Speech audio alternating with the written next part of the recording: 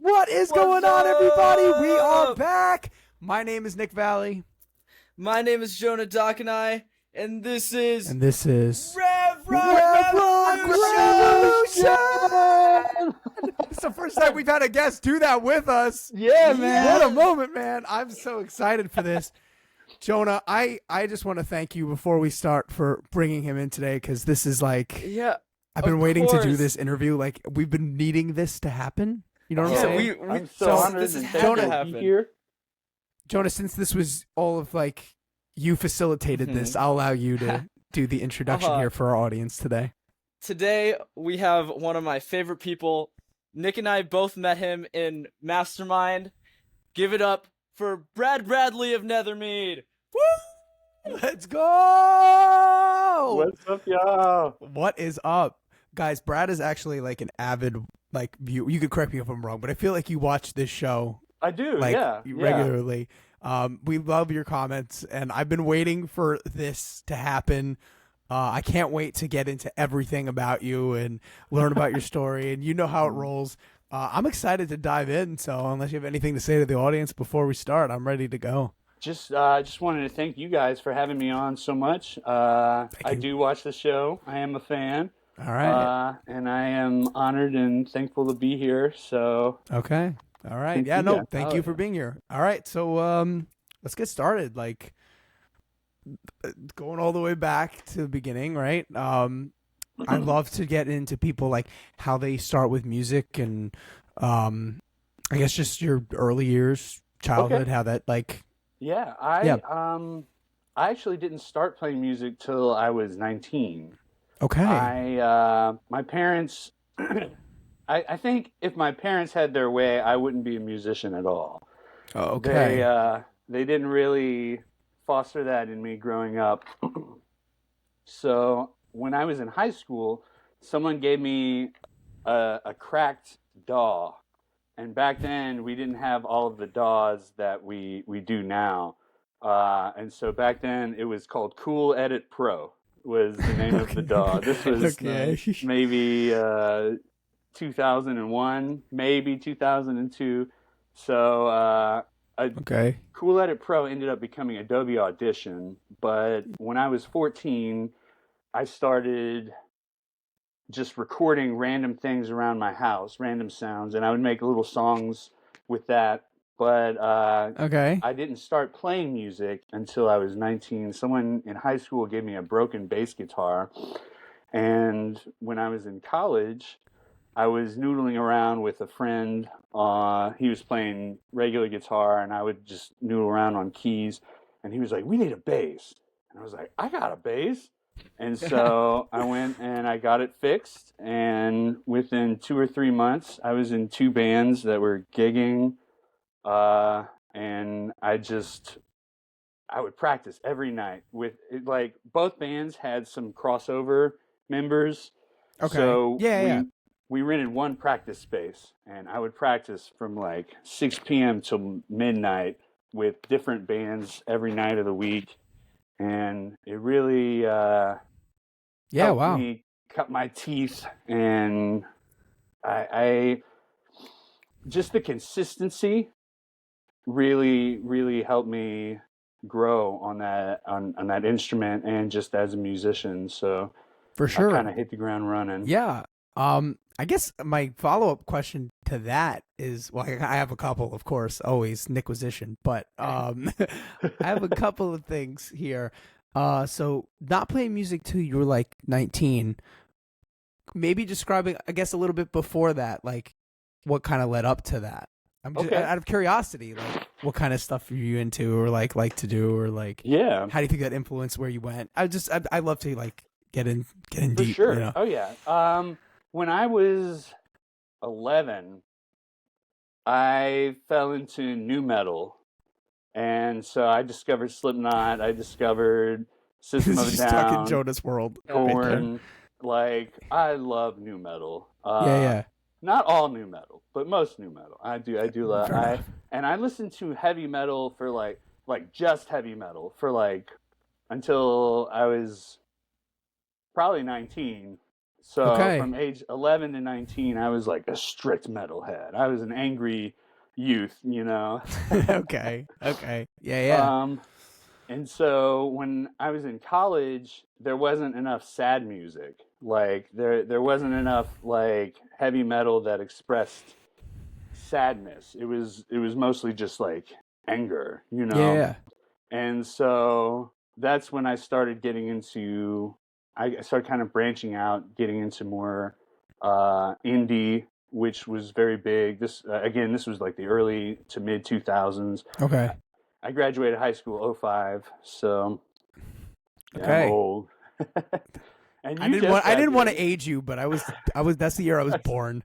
I didn't even want to say that, That's but so funny, man. You were born in it '05? was. Oh, man. I saw you just graduated high school. I Congratulations. did. I did. Thank you. That's Thank so you. exciting. I That's did. so exciting. But yeah, no, but you were saying like um kind of on that subject about being like strictly metal. I feel like that was me a little bit I guess more with rock. But yes, that did happen to me. There was a shift about 11 or 12 where I was like, yeah, this is my entire existence. This is all I listen to.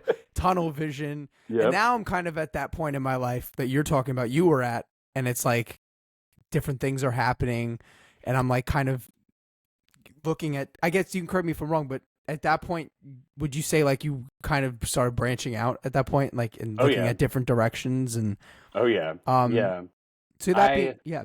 No, Go ahead. I want to hear what you're saying. Of course. I had a friend group who was very big on discovering new music, and so all the time they were just funneling me new stuff that I hadn't heard. And I in college I got to take like jazz history and music appreciation, and I moved out to LA for a little while, and so I was at Cal State for a while. And in Louisiana, the college I was going to wouldn't let you take music courses unless you were in the music school.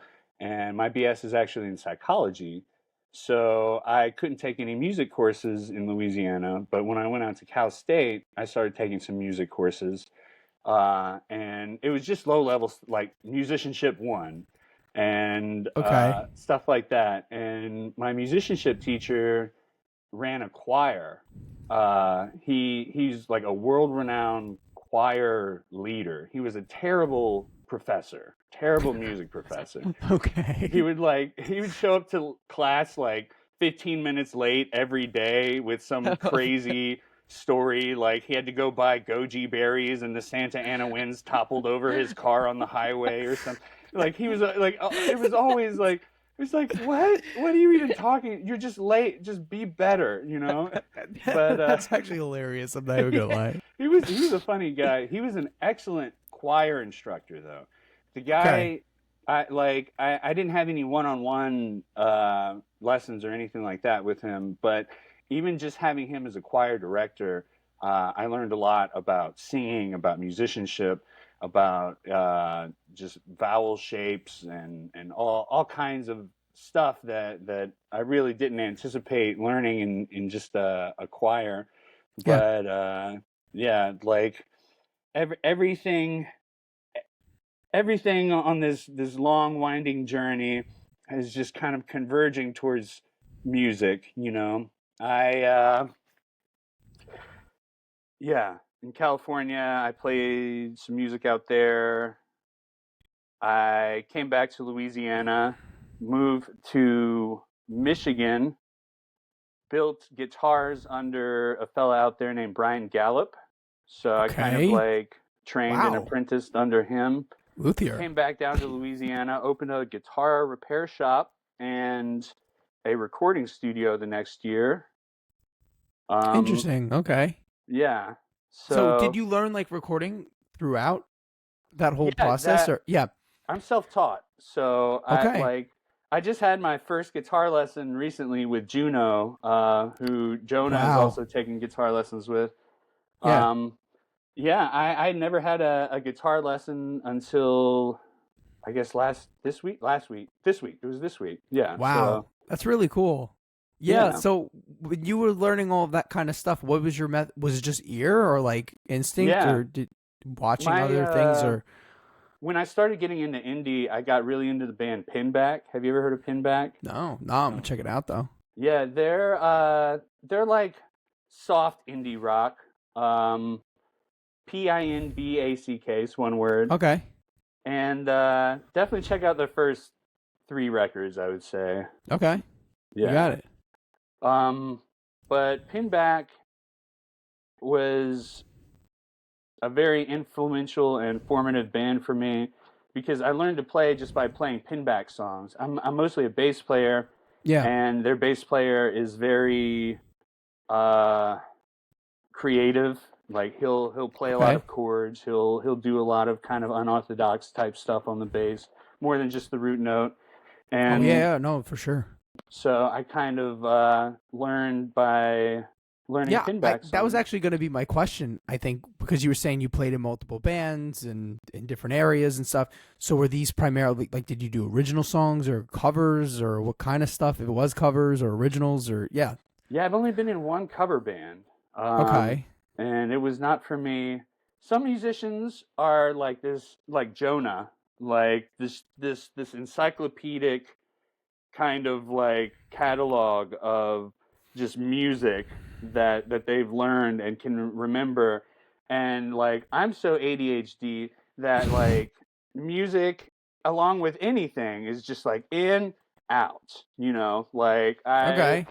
I only know the songs that I've written on any instrument. Like I really I'm not great at learning covers or retaining covers really, but Okay. Yeah. What kind of stuff did you guys like cover? Just out of curiosity, like because I oh, love to hear this kind so of stuff. Baton Rouge, where I live, is a big cover band city. Yeah, So for sure. Long Island's like we that too. So what? I said Long Island is like that too, where I'm I at. So I forgot get you're it. in Long Island. What part of Long Island are you in? Like in the center like area. It's actually more like South Shore actually, but Okay, if okay. you're familiar with the area Yeah, or not. yeah. When I lived in New York, one of my best friends was from Long Where Island.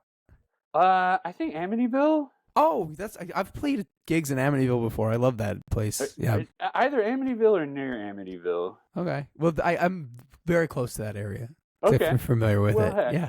There you go. All right. Yeah. So, But you were saying about the cover band scene. yeah. Yeah. Baton Rouge is a college town, and so they love covers. They love their cover bands, and let me see. We played mostly let me see. There was some Dave Matthews. There was some Blink 182. There was some Green Day. Shout Okay. out Coley. Yo, that's Yeah. right. Shout out to uh, Coley. Stuff like that. Yeah. Just kind of like rock standards, True. of the 2000s Yeah, no, because and I'm kind of like in the same boat. I have all my original music and solo stuff. I have like a cover band thing I do with some friends, and we do like the same stuff. It's literally just for like side, you make cash money or in a cover band, bro. No, I it's mean, true, 100%. Bands make so people much love money. cover bands. But was that your first band, or was that like your second? No, Or no. My first bands were originals. okay, Yeah, I didn't get into covers until I'd been playing for a few years. okay, And okay, so we were all original, just weird indie music. okay, I've always played, I've always played kind of weird stuff, I guess, just by virtue of being a weirdo. for Uh, sure. I get it. I totally get it. But yeah, so that's pretty cool that you like just like dove into doing the band thing, writing songs, going out there, and did you guys gig like at all like those early bands or? yeah, we'd play pretty frequently in Lafayette, in South Louisiana, and one band I left, but they ended up staying together for a few years afterwards, and so they were called People Machine, and Okay, they did pretty well in South Louisiana for a cool, while. cool. So I guess within that, to clarify, like, is that like the area you were originally from, like where you went to school, or no? Yeah. I grew up I was born in South Louisiana. My family Okay, is Cajun and Latin. Okay, And cool. so, yeah, I grew up mostly in South Louisiana. I've lived in Tennessee, Mississippi, Los Angeles, Michigan, New York, and all over Louisiana. So I've All right, so we're gonna have to get into that. um, All over I the guess that's place. a great transition point. So yeah, you were in Louisiana, you went to California, you went back to Louisiana, and then you said you went to Michigan. and then back to Louisiana. I call it rubber band moving because I kind of just like Oh, Yeah. yeah. good one for Louisiana us for a little bit, is then an go back easy home. place to get back on your feet because it's cheap Okay. and Fair there are enough. usually jobs available, and so I'll move somewhere, and then you know something tragic will happen, and I'll move back and get back on my feet down here. Okay. Trying to think where I'm going next. Usually moves are based on music. When I moved out to California, my best friend was moving out there, and I was like, I can't just. We were in bands together, and I was like, I can't just not play music. So I kind of just moved out there on a whim with him. Okay. Um, when I moved out to New York, I was gonna uh, ask about that. Of yeah, course. when I moved to New York, my same best friend lives out in New York now, and he'd been trying to get me to move out there for years, and I like had a terrible year. Like my band broke up, my girlfriend and I broke up, I lost my job, and he was Wow. like, "You want to move out here?" And I was like, "Why not?" You know, like Of course, right? fuck it. Like, can I say that on your show? Sorry. Oh yeah, you're You're all good. fine. You're all good. I'm pretty sure I I've said worse. It's okay.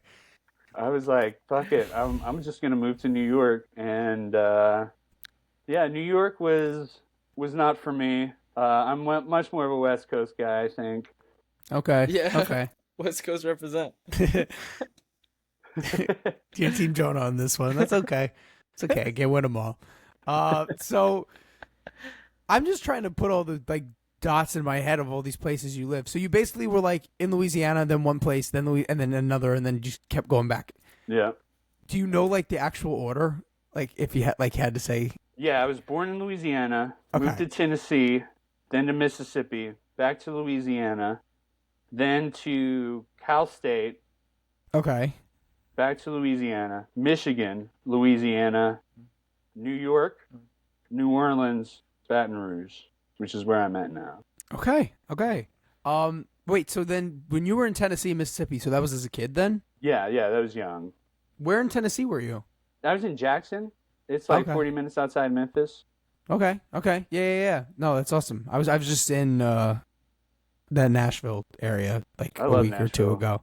It's amazing. Are Definitely. you going It's to a go great to place. the don't we have an event in August in Nashville? Music Mastermind, aren't Oh they? yeah. No, the event in August is actually in New York City. I am going to that one. Oh, that's in New York. Got you. The Nashville one is usually like in the November Remember. Okay. time area. So I'm gonna Gotcha. try and go to that one as well. I know you might probably be more likely to go to that one Yeah, than New I might York. make the Yeah. Nashville one, but I might the try to New York one make is that one as well. Oh the my God! Nashville one- We Imagine might all be able to meet. that's the best place too for us all to meet too. It's just the best. And Jonah's never been there, but I'm telling him he's gonna freaking love it. You've never been to Nashville? No, I've never been to Nashville. I've heard everyone I meet who's a musician is like, you have to go to Nashville. You're gonna love Nashville. When do you turn 21? I turned 21 in December. Okay. There you go. 'Cause Yep. that's going to be a game changer in Nashville, where you can go. Yeah, because they have a lot of upper like areas that are like restricted to 21, like a lot of those honky tonks and stuff, and also venues themselves as well. But Yeah. it's just a They're- great place. Yeah, it's a and great culture, city. and yeah, I love it. I love it. It's all music, so how could you be, going wrong with that? How can you hate a You're city? right. It's all just music. Exactly, Jonah.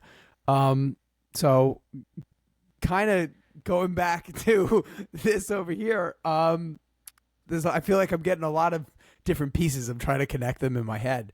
Yeah. So Uh-huh. you you lived in there. You went back. You went to California. You went back. You were in bands the whole time, and then you went to Michigan. You had the studio. So I guess from there, how did you get to maybe not the point you are now? 'Cause it seems like you've done a lot of traveling, but a little bit more context, a little bit more of the journey. Okay. So I went to Michigan, learned how to build guitars, came back, and I was building and repairing guitars. The next year, I opened up a recording studio because I was recording my band at the time. It was called Neon Mountain, Okay. and I recorded our first record. And me and the other songwriter in the group, as we were recording, we were like, "This sounds pretty good." We looked at each other. We were like, "You want to do this for real?" And so we just kind of amassed all of our gear with a couple of our close friends, and we opened up a recording studio. And that kind of became the focus quickly over the guitar repairs. I still do guitar repairs on the side. I no longer build. But yeah, recording kind of became the focal point. And after my band broke up, my girlfriend broke up, my business partner left their studio, I moved up to New York, and I was doing some music production up there. I sat in on a session with Basie Bob, who did a lot of I Puff Daddy, that's a weird name to name drop now, but he did a lot of like Puff Daddy stuff, Biggie Smalls. All right. He's a prolific guy. He's like Mike Mangini level. So getting to sit in on some sessions with him was really cool. Oh no, I bet 100%. Yeah. So you were what, like assisting, or were you just? I was just watching. I was just hanging out. How did that like connection point happen? We I met him through a gear rep from Focusrite. Okay. Oh. So Joni, you've been to NAMM. Have you ever been to NAMM? Yeah, I haven't, but I want to go. I know all about it though. I know everything about NAMM. I haven't been. You gotta go. I want to. 100%. Yeah. So you went to NAMM? Yeah, I guess yeah. that's how you. I've been to NAMM a few times, and you just kind of rub elbows with everyone. I mean, I remember the first time I went to NAMM, I met Vic Wooten, I met Bootsy Collins. Wow. I met Stu Ham. Shit, that's amazing. Met Wayne Static from Static X. I met what's number 7's name? Mick from Slipknot. Mick Thompson, yeah. Yeah, I met Mick Thompson. I met Jojo Mayer, the drummer. Just a ton of people, and it's like they're just walking around. You can. I met Ryan Martini from Mudvayne. I met Jonas Hellborg. Nice. They're just around, and you can for sure. You can go and talk to them, and if you're friendly enough to the gear people, they'll give you discounts or tickets to whatever party that they're hosting at a hotel or something. Cool. It's cool. It's cool. Oh, I bet. It's a giant 100%. musician hang. It's just you get to meet, talk with musicians. They all know the same things, and it's just like meeting people that act like yourself. It's the best place. It's true. It's like the World Fair, but just for music gear. Yeah. The closest thing I can say is I was at CMA Fest actually this year, and it was a little bit like that, not 100%, but in a country context. I was about to ask, is that country music? Yeah, it was a country music. Where was that hosted? Festival. It was in Nashville. I've been there I've been there twice this summer so far.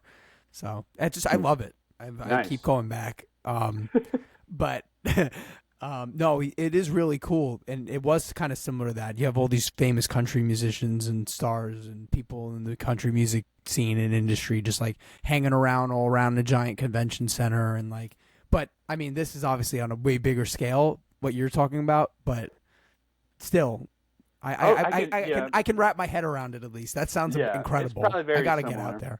I have to go out there. I've actually never been out to the West Coast, so I feel like that needs to change. Never? Never. You got to go You visit gotta your come out. bestie Jonah. Yeah, you exactly. gotta Well, he's got to come out. visit me too. Yeah. It's a two-way street, Jonah. I'm waiting. Uh-huh. I'm waiting. I'll let you know if I'm ever down. By the way, in Louisiana, Uh-huh. Fuck yeah. we'll make it happen. Yeah. So yeah, so you ended up at NAMM, and then you connected with the Focusrite rep, and he Yes. kind of connected you with the producer at that point. Yeah, Basie Bob. Okay, cool. And they were having they were Focusrite was getting Basie Bob to use some sort of equipment, and so they were like, yeah, he's showcasing our new Focusrite such and such, and so they were Okay. like, you want to come watch? And I was like, fuck yeah, I'll come hang. All right. And even there, like, I met a lot of people. I met Daru Jones. He was playing. Do y'all know who Daru Jones is? I know, sound I know. familiar. He's like a New York drummer. He plays with Jack White. He plays with Okay. Oh. yeah, he's in Jack White's band. Okay. Yeah. Okay. Yeah. No, I know exactly who you're talking about. I've seen him before. Yeah, he was recording that day. So Nice. Yeah. Dude, that's so freaking cool. Like, yeah, it was a great day. It was cool. probably your highlight of your New York experience. Yeah, one of them. One of them. All right. Yeah. Okay. Where in New York were you, by the way? I was in Brooklyn. I was in Okay. Lefferts Gardens, Prospect Lefferts Gardens, and I was in Bed-Stuy. Okay. Nethermead is actually part of Prospect Park in Brooklyn. The Nethermead means under the meadow. And Okay. so the Nethermead is the part of Prospect Park where you get to take your dog off the leash and just let them run around. So they'll call it the dog run or the Nethermead. Uh-huh. I And love so- that. I love that. So like it's just this big field with tons of dogs running around and playing with each other. And like I'm a bartender. That's how I pay the bills. And so I would always get off of work at like 4 a.m, 6 a.m, something like that. And like I'd go walk my dog, and it was coming from like South Louisiana where there's a lot of nature, going to New York City where there's not much nature, having the park and the Nethermead where I could go walk my dog several times a day and feel like I was in nature, Yeah. feel like I was out of the city. It was such like a mental thing Mental, for like, me. release. It was Yeah. For like sure. my private silence, my private space, just me and my dog. And I got to do it. Like I said, I'd go walk my dog several times a day at the Nethermead. But Nice.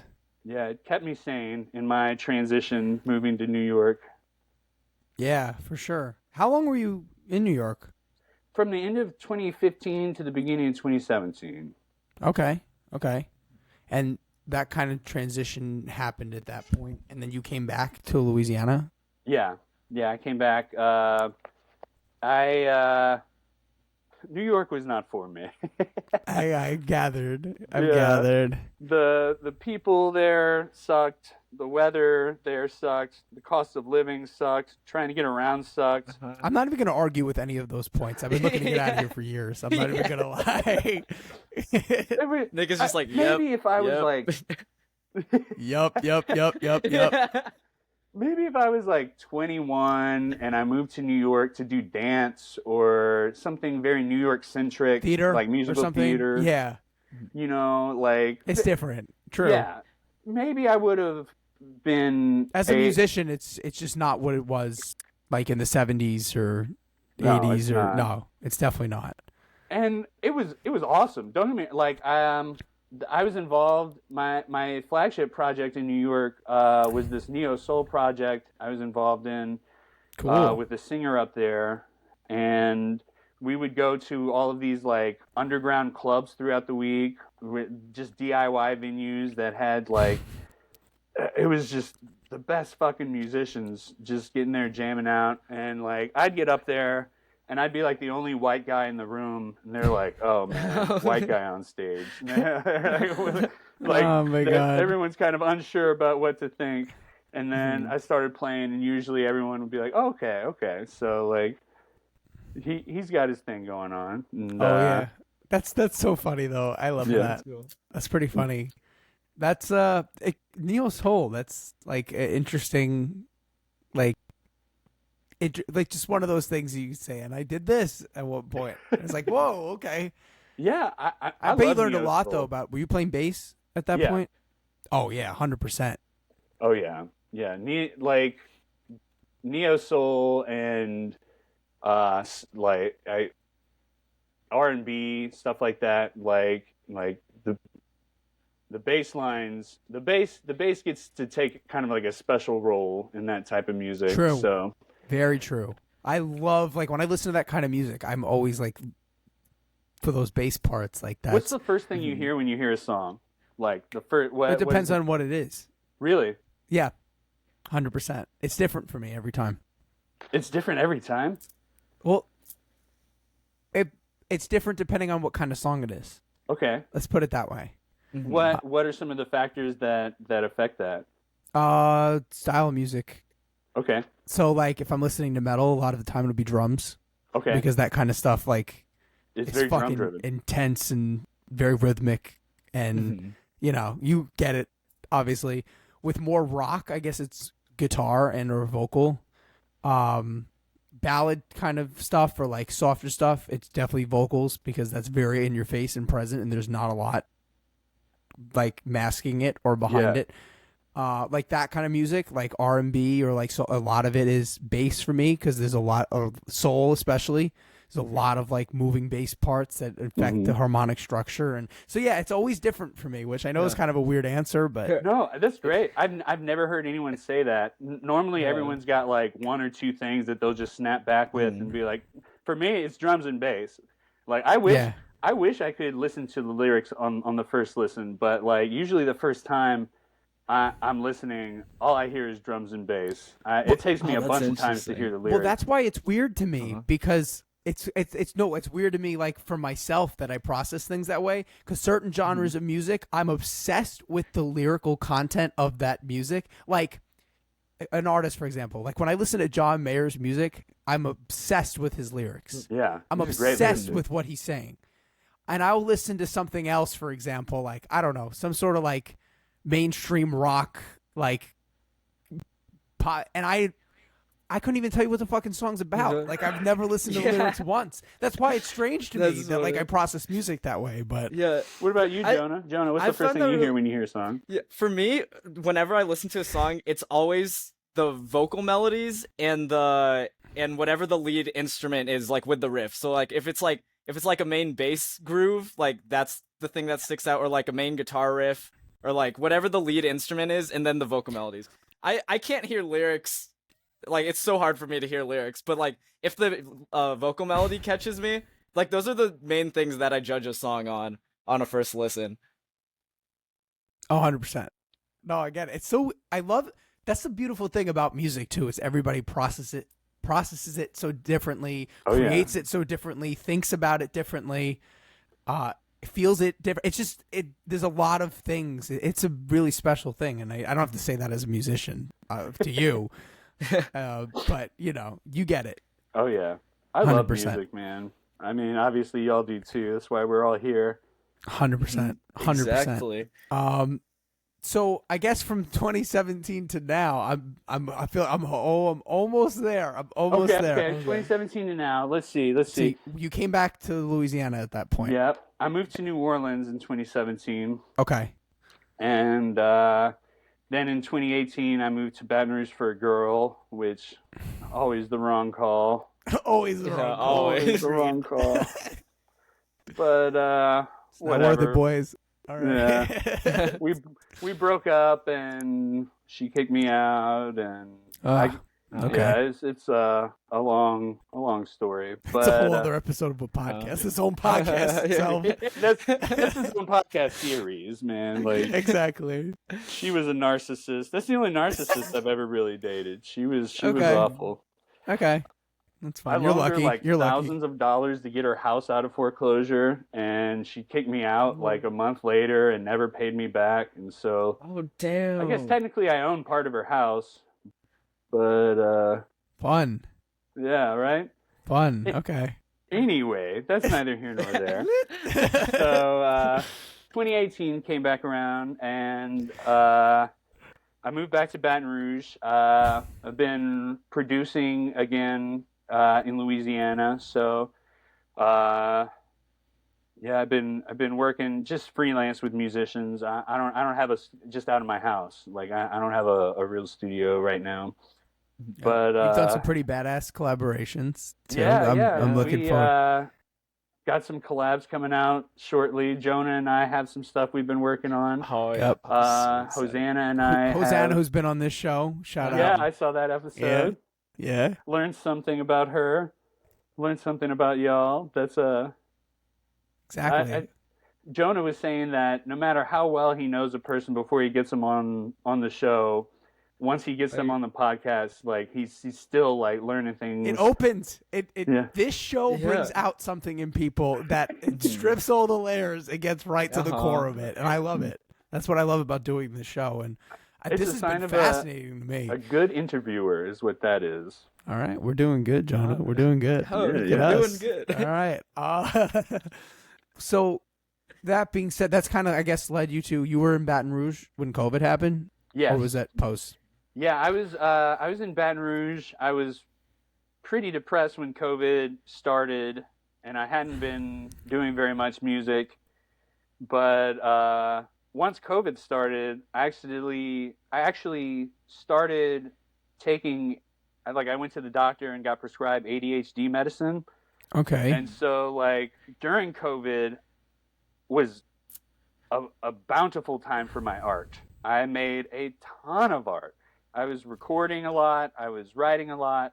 COVID was a terrible year for the world, but not one of the worst years for me. Agreed. I've said that many times too. That was a huge, I learned how to play the guitar that year. Like, I started writing and learning how to record. Like, I did all of that when I was locked in my house. Yep. So I get it, 100%. I think it I think it was a make or break it year for people. Mm-hmm. I think you're right. I think because like that was everyone's opportunity to try the thing that they've been thinking about. Yeah, because they had nothing going on. Yeah, it's like free do time the thing to do now. whatever you want. Exactly. And some people did the thing, and some people didn't, and here we are, having done the thing. On the podcast. We're look doers. At that. We're doers. Doers. So I guess from there, like, that was your, I guess, turning point. Yeah, from COVID, that was really, because this is my first solo project. Nethermead is my first solo project. I find that music inherently is a very collaborative art form. True. I find that music generally is better when there is a band of people instead of just one guy playing a drum or something. You know, like one guy in a cajon versus, like, you know, a 6-piece band. Like, which one are you going to choose? Oh, for sure. 100%. And so being locked in and having no one to, like, bounce ideas off of or kind of, like, provide a check and balance, which is what I was used to. Like, I've always had a co-writer. I've always been active in writing in bands that I've been in, but I've always had, like, a co-writer to kind of, like, just reflect some ideas back at me or you know, change, to be like, hey man, that's cheesy, or like that's corny, don't say that line, or like you could do better, or just to even be like, hell man, that's a great riff, let's do it. Fucking A-Rat, you know, like So writing alone and being in charge, like I hire musicians for the live show. And it's come with a learning curve, you know, being a solo artist. It's a lot of work, and I know I'm preaching to the choir here. Both of y'all are solo artists, and it's like, or kind of. I am definitely, or are at least the primary writers in your group. Yes, 100%. So like it's a lot of work. It's a lot of spinning plates to keep spinning, you know. It's more than I bargained for, Yes. but Yes. it's still worth it. 100%. It definitely is. It it's like there I see both sides of it, and that's why I'm always so caught, I guess, in both worlds of like the band thing and the solo thing. And lately I've been thinking about just doing both at once, which is nuts, but like at the same rate, because it's like I get so much out of both. Like as a solo And you artist, will. it's a lot of, I guess, it's not selfish, but it's a lot of self, I guess, gratification, or like I'm being my own checks and balances. There's no one telling me what to do, how to do it. You have 100% It's very creative freeing. freedom. Exactly. But as a band, it's like it becomes this beautiful collaborative experience where it's something that wouldn't exist otherwise, because you would never think to put these two things together on your own, or you wouldn't even know that perspective. You don't even see it from that perspective. Absolutely. And it becomes something that's very unique to those individual people. So yeah, I think there's checks and balances to both, pluses and minuses. And yeah, I definitely want to, at least in my career, do both. I'm kind of at the point right now where I'm kind of thinking about which one to start with, entertaining kind of both ideas and just playing around and see what happens. But no, I get it. Do you think you have enough time to do both?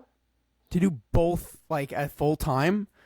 At the moment, yes, because I think right now I'm able to write and record and do all of that my stuff myself and put that out there and promote that as a solo artist, and then in between that have the writing and band and kind of write and do. But it will, I guess, come to a point where if something like a band or something got more serious, then that would have to be the focal point at that point. Yeah. So that's kind of where I'm at the moment. But I guess for you, it's like, what was your process of like finding musicians for your project and putting that together? And I was let me see. I met my guitar player at work. Okay. So we were working together and at a restaurant, and the executive chef was a musician, and he was like, "Hey, do you want to come over and jam sometime?" And like I'm always like a little like, okay, this guy's a musician, wants to jam. But yeah, I get it. You're always like, you don't know where someone's at in their musical journey. Yeah. And so like True. jamming with someone for the first time is always kind of a little touch and go. But he brought Avery, who was one of the other bartenders, and they were both on guitar. I was playing bass, and we jammed, and it was great. We had like kind of like a prog rock kind of thing going. Cool. And like right away, I knew that girl, Avery. I was like, I think I told her that night. Because she was planning on moving to Portugal at the time, and so I was like, if you weren't moving to Portugal, I think I would ask you to be in my band. And she was like, I would say yes, but I wasn't ready to ask her to be in my band until like a year and a half later, when I had everything recorded and set up and stuff, ready for shows. But she and I continued to make music in other projects. We did a collaboration project with this rapper. So we've got probably at least 10 songs on that project that we need to finish up. But wow, okay. Yeah, she is great. I produced a couple of her tracks, her first 2 tracks that she released. So she and I have worked together pretty extensively just over the past few years. And she lives in New Orleans now, so she comes in just to practice. But she's great. How far are those two from each other? From inside the city to inside the city, it's going to be about an hour and a half. Okay. From city limit to city limit, it's an hour. So people in South Louisiana will be like, "Oh yeah, New Orleans is an hour away." But if you're really going from inside the city to inside the city, it's going to be an hour and a half. Yeah. No, that makes sense. But that's so cool. Like, I guess you never know where things come from and keeping them open. So recording your project, like, you played everything yourself or did it on it? And yeah, just about. The album that I released this past May, Dahlia, has a guest player on all but 3 songs. So Okay. like the first song I had my homie play pedal steel guitar. On the second song, I had my best friend play guitar solo. On the third song, one of my other homies played cello. So like every song kind of has a guest, whether or not I wrote that part or they wrote that part. But for the most part, it's just me. But I can't play cello or pedal steel or flute or so. Yeah. I'll No, I got you. outsource. I'll outsource sometimes, but I got you. Yeah. No, that's super cool. What is your like current live band setup like? I've just got I fired my bass player in May and have yet to get another one. But so I've got a drummer Okay. who I met through. I don't even remember how I met him. Probably just through the music scene years ago in South Louisiana. Okay.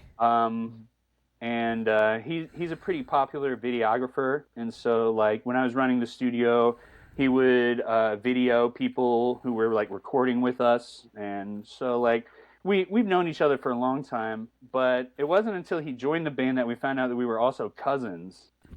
So What? Oh wow, Yeah. that's crazy. wild. yeah, we started talking about nurses, and both of our moms went to this nursing school in New Orleans in the '60s.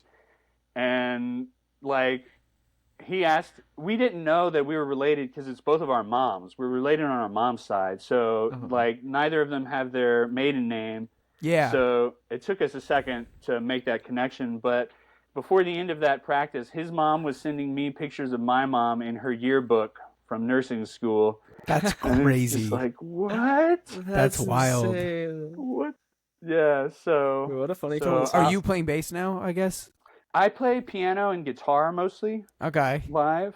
Bass is so hard to play live and sing, True. for me at least. I Very don't know. true. Some people can do it, but True. for me, bass is harder to play live and sing than like piano or No, I 100% agree. guitar. I 100% agree. I look at Sting and I'm like, okay, good for you, buddy. Sting, freaking Slayer, Yeah. fucking True. Geddy Lee. True. Geddy Lee, yeah. Oh yeah, What the fuck? Geddy Lee's playing the hardest shit and singing like a chipmunk. Like I It's don't know. wild. I don't know how he does it. It's wild. Man. Yeah. But yeah, no, that's super cool. So I guess your setup is you're just currently playing without a bass. Are you doing track? Yeah, or- I run tracks. Okay. Cool. Awesome. No, that's what kind of like gigs do you guys do? Like all over, or do you go around, or mostly in your area? Or Yeah, mostly just in South Louisiana so far. I've been thinking about doing some Gulf Coast tours, like maybe like a weekend in Texas, and I can hit like Austin, Dallas, and Houston or something like that. nice. But yeah, yeah, 100%. I've been focusing more on recording lately. Just got all Yeah. those collabs brewing. I was gonna say, Yeah. I guess kind of good place to leave it off is like, where do you see yourself now? Where do you see yourself going? What are the plans, goals for the future? Anything you can share? Let's see. All right, so I've got 2 music videos coming out with Hosanna. So Oh, yep, I'm excited about that. yeah, man, Yeah. the videos came out so good. One of them's done already. So the second one is we were thinking about getting some more footage, but I don't know if I'll be able to get that down here. So we may just compile the video from the footage we got in December for the second one. But Jonah and I have an EP that we're working on as well, which is I've coming on. I've heard much about this. It's coming I am so good. anticipating it very much. Man. I'm so excited to release that. Same. It's been so long since I played like real like metal, and so it's been just a treat to play some heavy music, to play some aggressive music. My fingers, man. Jonah's been giving my fingers a workout. All right. Yeah. All right. Yeah, I'm excited. we're So you're pushing playing boundaries bass with on the this. project? Yeah. With the project with Jonah, I'm playing bass and singing, and he's doing guitars and singing. Okay. And we've each done some drum programming, but I think we're gonna get his brother Xavier Yeah, we're gonna get Let's Xavier to play some go! drums on for there. us. Yeah.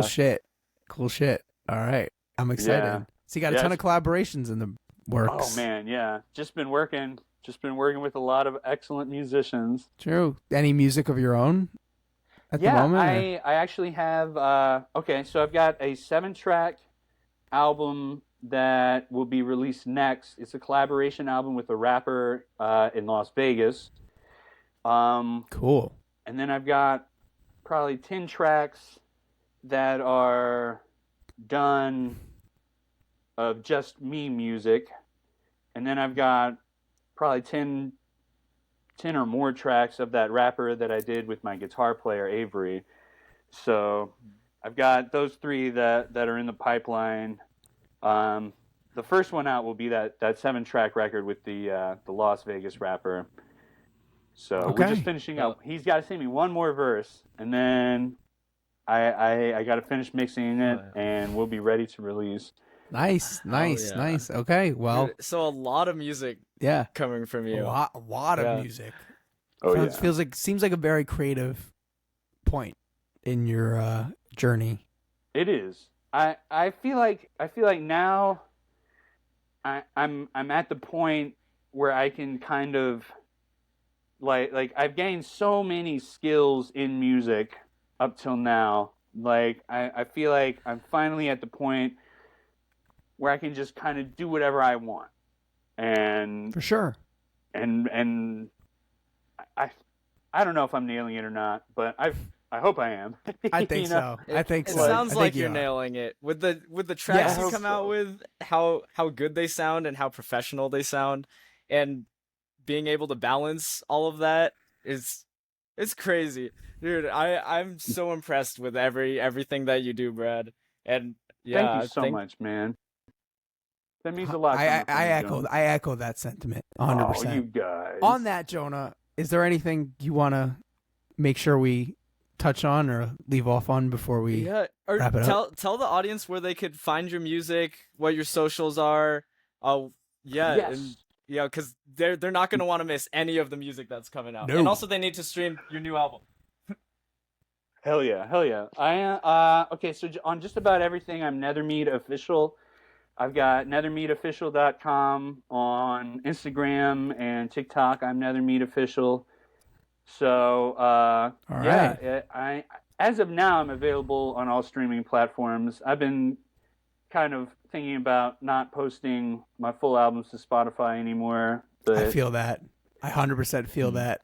Yeah, I don't know. I don't know what I'm going to do with posting full albums now, but we'll see. Well, I feel like releasing is, and we kind of wrap up on that. Like, it's a different culture for sure. Music and releasing and albums and all that stuff. And sometimes you want to hold on to some of it to, give to, I guess, more of the fan community and that kind of stuff. And plus Spotify and just the way it is, don't even get into that. I've been thinking about just doing singles on Spotify and then like doing full records direct, and people can buy them from me if they want. I think that's smart, honestly. I think that culture is going to happen soon because I think a lot of people, I guess they just see what's going on too, especially just more and more and more, and the way that Spotify just keeps changing the rules and keeps trying to squeeze every dime. And they keep moving the goalposts, man. Yep. And like that's what keeps happening in the music industry. They just keep moving those goalposts further and further back. Yep. It felt like it was getting closer for a second, like in the late 90s, early 2000s, and then it has just kept moving away ever since. It's really Once true. streaming came out, it was gone. Yeah. It was gone. Thank you, I Napster. see it now. Jonah and I have had whole episodes ranting about Lars like was Napster right. and shit. Lars was right. Hashtag Lars was right. I can't think of a better way to lead this off. Thank you so much again for doing the show, Brad. You know how much you we guys love so much you. for coming on the show. I'm glad we were finally able to facilitate this, make this happen. Your journey is definitely a unique one. It was very fascinating to hear about your story and learn about where you come from and your background and perspective. And it's my favorite. Timing is perfect. That's your dinner. Well, until next time. My name is Nick Valley. My name is Jonah Dockenai. And this We're here is with you can do it with Brad us, Brad. Bradley.